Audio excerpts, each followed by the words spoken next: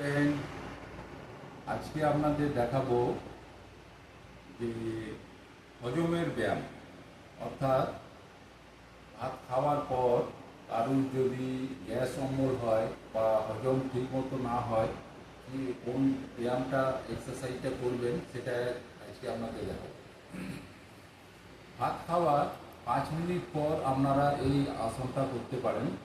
তো প্রথমে আপনাদের বজ্রাসন, যেটা সেই বজ্রাসনে বসতে হবে। বজ্রাসনে বসার পর জোরে জোরে নিঃশ্বাস নেবেন, ছাড়বেন। তারপরে আপনি হাঁটু পেড়ে বসে পিছন দিকে আপনি যদি সাপোর্ট নিতে চান বালিশ নিতে পারেন।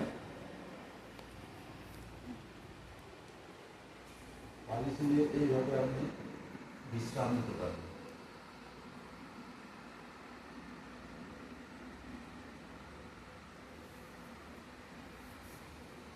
এটা আপনারা 5 থেকে 10 মিনিট করবেন। দুপুরে আপনাদের না ঘুমানো উচিত।